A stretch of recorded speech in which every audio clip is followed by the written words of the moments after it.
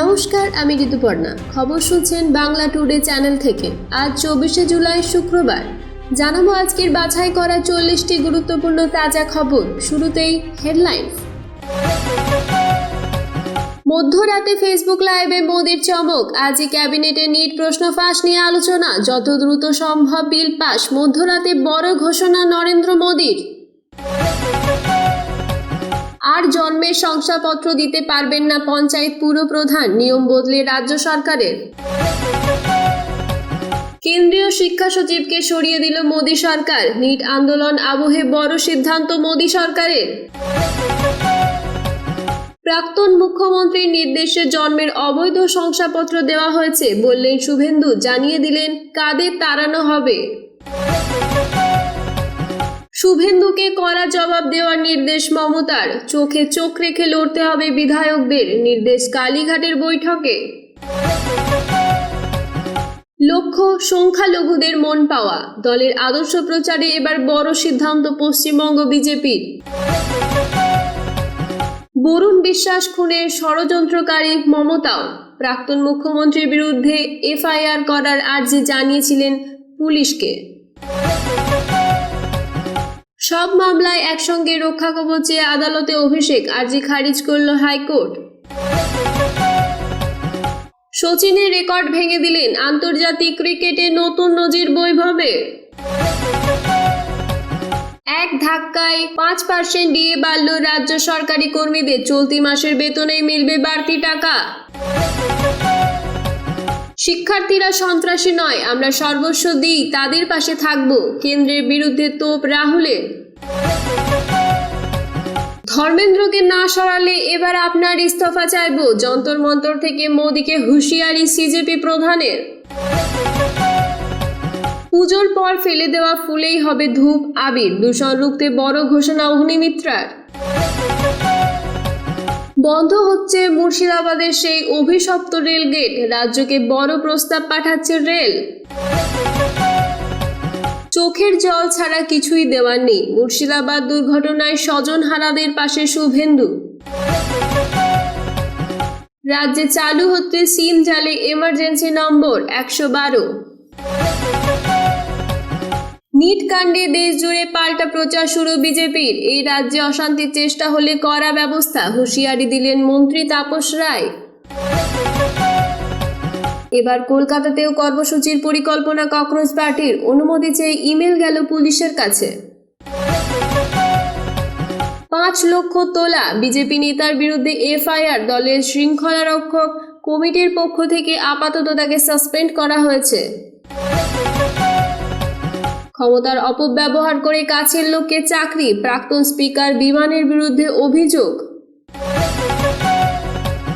সিউড়ির হাসপাতালে এক নার্সের ঝুলন্ত দেহ উদ্ধার। মৃত্যুর কারণ ঘিরে ধোঁয়াশা। বেআইনি নির্মাণ ভাঙা নিয়ে হাইকোর্টের নির্দেশ অমান্যের অভিযোগ ভাটপাড়া পুরসভার। বিএসএফ এর দফতরে ঢুকে এলোপাথারি গুলি জওয়ানদের, নিহত 2, আহত 1। টেন্ডার পাইয়ে দেওয়ার নামে 25 লক্ষ টাকা আত্মসাৎ। কাঠগড়ায় নদিয়ার রানাঘাটের উপপ্রধান।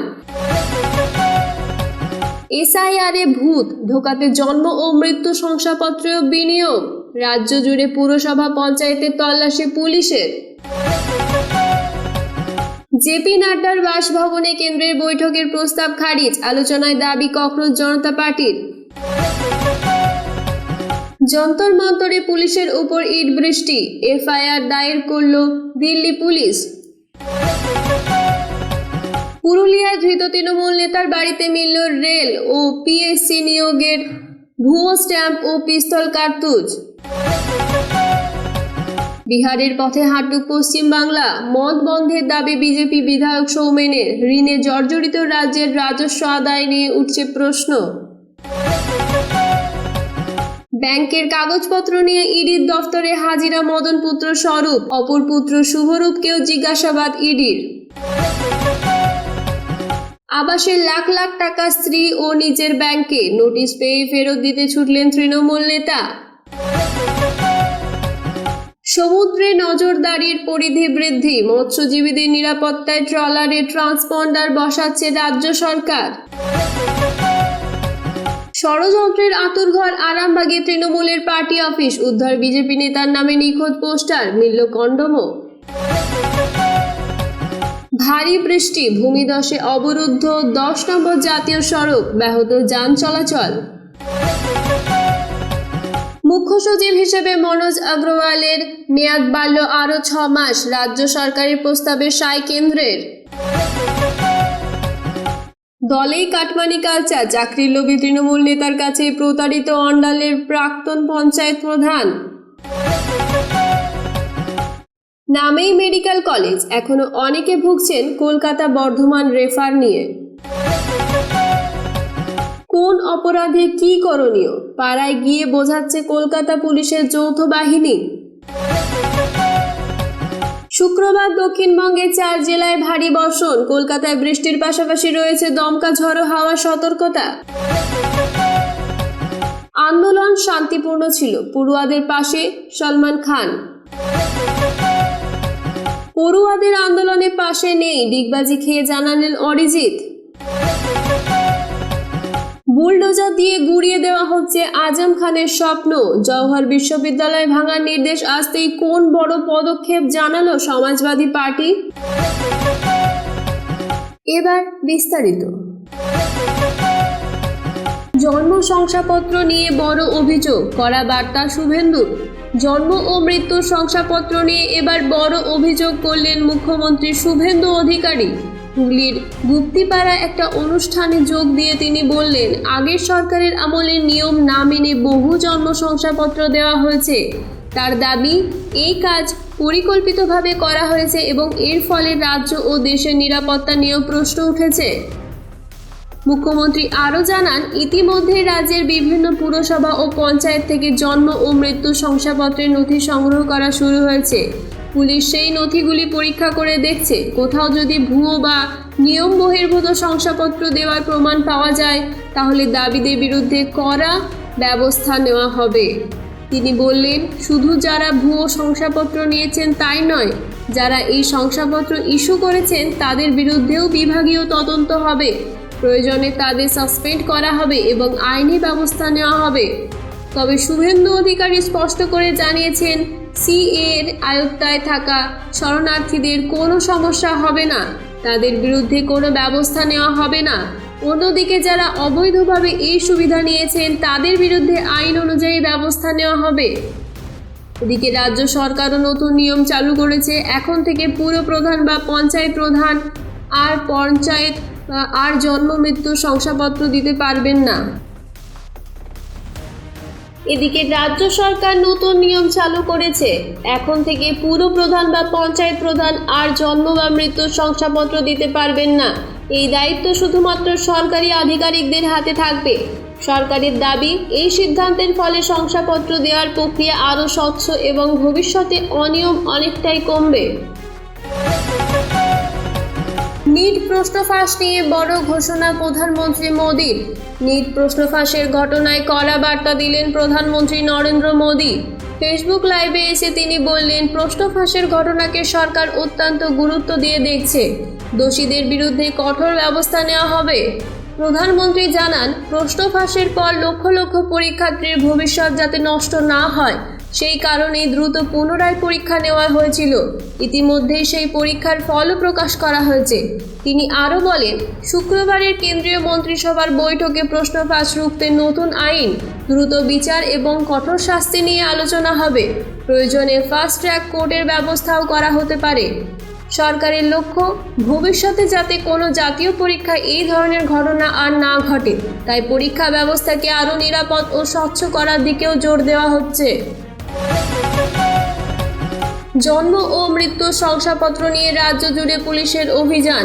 জন্ম ও মৃত্যুর শংসাপত্রে অনিয়মের অভিযোগকে কেন্দ্র করে রাজ্য জুড়ে শুরু হয়েছে পুলিশের বড় অভিযান। কলকাতা, বীরভূম, কোচবিহার, দুর্গাপুর সহ একাধিক জেলা ও পুরসভার পুলিশ নিয়ে গুরুত্বপূর্ণ নথি এবং রেজিস্টার পরীক্ষা করা হচ্ছে। তদন্তকারীরা সংশ্লিষ্ট কর্মীদের সঙ্গে কথা বলছেন।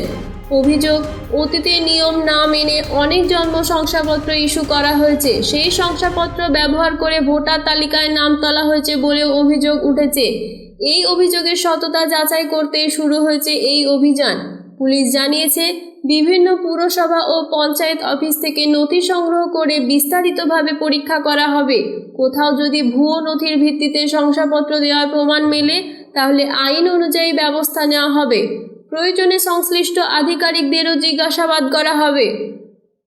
সরকারের দাবি, এই অভিযানের উদ্দেশ্যে সাধারণ মানুষকে হয়রানি করা নয়, বরং জন্ম ও মৃত্যুর শংসাপত্র দেওয়ার পুরো প্রক্রিয়াকে আরও স্বচ্ছ ও দুর্নীতিমুক্ত করা। আগামী দিনে এই তদন্তে আরও নতুন তথ্য সামনে আসতে পারে বলে মনে করা হচ্ছে। চ্যাম্পিয়ন হওয়ার পর প্রথম টি-20তে জিতল ভারত। বিশ্ব চ্যাম্পিয়ন হওয়ার পর অবশেষে টি-20 ক্রিকেটে জয়ের মুখ দেখল ভারত। হারারেতে প্রথম টি-20 ম্যাচে জিম্বাবুয়েকে 7 উইকেটে হারিয়ে সিরিজের শুভ সূচনা করল শ্রেয়াস আয়ারের দল। এই জয়ের মাধ্যমে টি-20 অধিনায়ক হিসেবে প্রথম আন্তর্জাতিক জয়ও পেল শ্রেয়াস। প্রথমে ব্যাট করে জিম্বাবুয়ে 7 উইকেটে 125 রান তোলে। ভারতের হয়ে দীর্ঘদিন পর জাতীয় দলে ফিরে দুর্দান্ত বোলিং করেন মায়াঙ্ক যাদব। তিনি 4 ওভারে মাত্র 18 রান দিয়ে 2টি গুরুত্বপূর্ণ উইকেট নেন। জবাবে শুরুতেই অভিষেক শর্মার উইকেট হারলেও দারুণ ব্যাটিং করেন তরুণ বৈভব সূর্যবংশী। আন্তর্জাতিক টি-20তে নিজের প্রথম অর্ধশতরান করে দলের জয় সহজ করে দেন তিনি। ভারত 40 বল হাতে রেখেই জয়ের লক্ষ্যে পৌঁছে যায়। এই জয়ের ফলে বিশ্বকাপের পর টি-20তেও আত্মবিশ্বাস ফিরে পেল টিম ইন্ডিয়া। তরুণ ক্রিকেটারদের এই পারফরমেন্স আগামী ম্যাচগুলোর জন্য বড় আশা জাগাচ্ছে। শুভেন্দুকে কড়া জবাব দেওয়ার নির্দেশ মমতার। মুখ্যমন্ত্রী শুভেন্দু অধিকারীর আক্রমণে এবার কড়া জবাব দিলেন। দলীয় বিধায়কদের নির্দেশ দিলেন প্রাক্তন প্রধানমন্ত্রী মমতা বন্দ্যোপাধ্যায়। বৃহস্পতিবার কালীঘাটে নিজের বাসভবনে দলীয় বিধায়কদের নিয়ে বৈঠক করেন তিনি। সেখানে আগামী দিনে বিধানসভায় আরও সক্রিয়ভাবে সরকারের বিরুদ্ধে কথা বলার নির্দেশ দেন। সূত্রের খবর, মমতা বলেন, বিধায়কের সংখ্যা কম হলেও ভয় না পেয়ে চোখে চোখ রেখে সরকারের প্রতিটি বক্তব্যের জবাব দিতে হবে। বিশেষ করে শুভেন্দু অধিকারী যেভাবে তাকে এবং অভিষেক বন্দ্যোপাধ্যায়কে আক্রমণ করছেন তা নিয়ে তিনি অসন্তোষ প্রকাশ করেন। এই বৈঠকে কুণাল ঘোষ, শোভনদেব চট্টোপাধ্যায়, আলিফা আহমেদ সহ একাধিক তৃণমূল বিধায়ক উপস্থিত ছিলেন। আগামী কয়েকদিনে বিধানসভা অধিবেশনের রাজনৈতিক উত্তাপ আরও বাড়তে পারে বলেই মনে করছে রাজনৈতিক মহল। এই ছিল আজকের বিশেষ গুরুত্বপূর্ণ খবর। আজ এই পর্যন্তই। আবার দেখা হবে আগামী বুলেটিনে নতুন এবং গুরুত্বপূর্ণ সব খবর নিয়ে। ততক্ষণ পর্যন্ত ভালো থাকুন, সুস্থ থাকুন। নমস্কার, ধন্যবাদ।